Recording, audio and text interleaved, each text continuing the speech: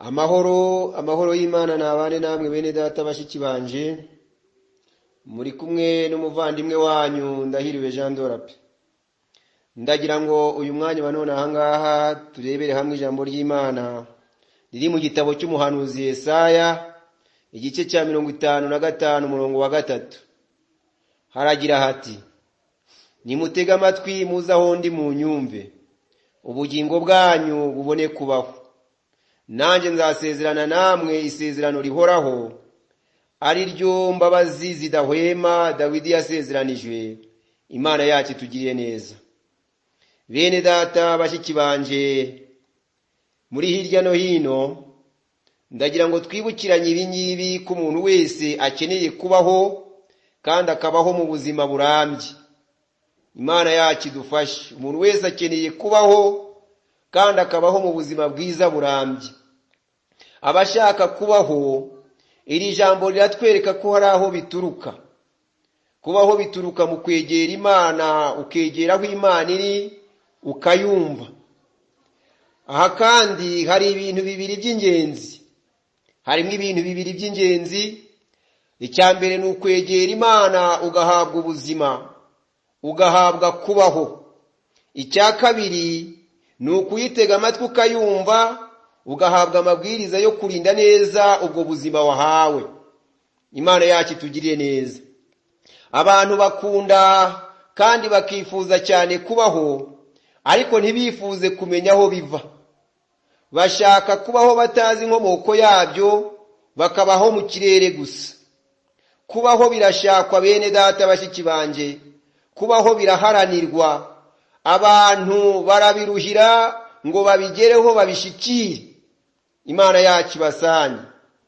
Umuhimbyi w'indirimbo hano mu Rwanda Makanyaga yaravuze ati by'isi ntibishira uretse yuko tubigaya. Ati nyamara ntitunamenya aho ubigaba yicaye. Iri jambo ririmo ubutumwa bwiza. Gushaka ubuzima no kubwifuza. Umuntu agahugira kubuhinyura akabona butamunejereje, ariko kumenya ubutanga aho yicaye bikaba ikibazo. Ikibazo rero si ubuzima, si iby'isi. Ikibazo ni ukumenya ubitanga aho ari, aho yicaye. Imana rero niyo mpamvu ivuga iti nimuze aho ndi mu nyumve. Mwebwe mushaka kubaho mukabaho neza, nimuze aho ndi mu nsange, mu nyumve. Imana yacu itugirire neza. Muze aho ndi mwakira ibyo mwifuza. Iri jambo rero bene data dusomye riraturangira igisubizo cy'ukuri kandi cy'ingenzi. Kubaho rero biva ku Mana. Imana niyo itanga kubaho. Niyo mpamvu ivuga iti nimutega amatwi muze aho ndi mu nyumve, nibwo muzabaho. Bene data bashiki banje, muzabeshwaho no kwegera Imana, muzabeshwaho no kuyitega amatwi mukayumva, nk'uko ibyanditswe byera bivuga mu Baroma igice cya 2 umurongo wa 7, ngo abashaka ubwiza n'icyubahiro no kudapfa babishakisha gukora ibyiza badacogora, izabitura ubugingo buhoraho. Imana yacu itugirire neza. Abashaka ubwiza, icyubahiro no kudapfa, ariko bakabishakisha gukora ibyiza badacogora, Imana nayo izabitura ubugingo buhoraho. Imana yacu dusange. Uko gukora ibyiza badacogora kandi babivoma mu kwegera Imana, bakayitega amatwi bakayumva. Imana yacu dusange. Abantu bashaka kubaho, ariko bakagira ubute bwo gushaka ibituma babaho. Kandi ibyo bituma babaho ni by'Imana iri kubahamagarira muri iki gihe ngo bayegere babihabwe, ariko ntibagire ubushake bwo kuyumva ngo bayitabe. Ibi tubibona mu Migani. Birasa n'ibyo tubona mu Migani igice cya 19 umurongo wa 24 hagira hati: inyanda ishira ukuboko ku mbehe ariko ntiyitamike. Mu gice cya 26 cy'Imigani umurongo wa 15 naho niko havuga ngo umunyabutakora ku mbehe akananirwa kwitamika. Imana yacu dutabara. Kandi si ibyo si igitangaza bene data. Si igitangaza bashiki banje ko umuntu yananirwa kwitamika ibyo kurya babimushiriye ku mbehe imbere ye, kuko hari benshi bari no kugira amahirwe muri iki gihe yo kugerwaho n'ubutumwa nk'ubu ngubu buri gutambuka, ariko bakagira ubute bwo kubwumva ngo babukuremo ibyabafasha, bagahitamo kubufunga ngo babone uko bikurikiranira mu matelefone yabo ibindi bitazabazanira ubugingo buhoraho. Imana yacu idutabara. Amahirwe bamwe bapfusha ubusa, hari abandi bayabuze, nicyo kibazo.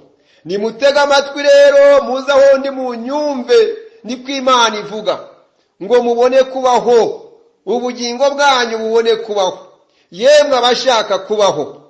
Ndagira ngo tumenye ibi ngibi. Tugira ubuzima bubiri hano muri iyi si. Tugira ubuzima bubiri. Hari ubuzima butungwa n'ibyo kurya bisanzwe, ubu butungwa n'ibiryo. Bumara igihe gito ntiburama. Impamvu butarama nuko butungwa n'ibitarama, kubera yuko ibiryo bigaga bikabora vuba, ntibishobora kubaho igihe kirekire. Niko bidashobora gutunga no kubeshaho ubuzima buzarama. Imana yacu idusanye. Ibiryo bigira manda yo kubaho, niko n'ubuzima bubikomokaho bufite manda y'igihe gito. Ubuzima bwa kabiri tugira ni ubuzima burama buzahoraho. Ubu bwo butungwa n'ibyo kurya bihoraho bidashobora gupfa cyangwa kubora. Ibyo biryo tubibona muri Matayo igice cya 24 umurongo wa 35, no muri Mariko igice cya 13 umurongo wa 31, cyangwa Luka igice cya 21 umurongo wa 33 hagira hati, ijuru n'isi bizashira ariko amagambo yanjye ntazashira na hato. Imana yacu idusanye. Ubu buzima bukomoka kandi bugatungwa n'ijambo ry'Imana rihoraho. Nk'uko rihoraho niko nabwo buhoraho. Ubu nibwo buzima abantu bakeneye, kandi nibwo buzima Imana iri kubahamagarira iti nimuze aho ndi munyumve, mutega amatwi, munyumve muhabwe kubaho, ubugingo bwanyu bubone kubaho. Ariko bene data bashiki banje, ndagira ngo twibaze iki ngiki. Habura iki kugira ngo abantu begere Imana babikunze? Habura iki kugira ngo abantu banyoterwe kandi bumve bahangayikishijwe no kwegera Imana ngo bahabwe kubaho? Yemwe abashaka ubwiza n'icyubahiro no kudapfa mwe, babandi babishakisha gukora ibyiza badacogora, Imana ikazabitura ubugingo buhoraho. Ngo nimutege amatwi mwegere Imana muyumve, ubugingo bwanyu bubone kubaho. Imana yacu ibasanye. Nk'uko kandi twabibonye ko hari ubuzima bukomoka ku biryo n'ubuzima bukomoka ku ijambo ry'Imana. Abantu bagira inzara n'inyota ku byo kurya n'ibyo kunywa bisanzwe, bakagira imbaraga mu kubishaka, ariko imbaraga zo gushaka ijambo ry'Imana, ibyo kurya bitunga ubugingo, ntazo bagira. Ubushake bwo kwegera ameza y'ibyo kurya bihoraho ntabwo bafite. Yemwe abakeneye ubwiza, abakeneye icyubahiro no kudapfa, abakeneye ubuzima bwiza burambye, Imana irababwira iti nimutege amatwi muze aho ndi munyumve, kandi muze nta bindi biguzi muzanye. Ikiguzi ni kimwe gusa bene data, ni ukwegera Imana no gutega amatwi mukayumva gusa, ubundi Imana ikabaha byose. Imana yacu itugirire neza. Ndagira ngo bene data bashiki banje, mwakirire ijambo ry'Imana ribagirire umumaro, kandi riwugirire n'abandi mwegeranye nabo. Imana yacu ibahereze umugisha.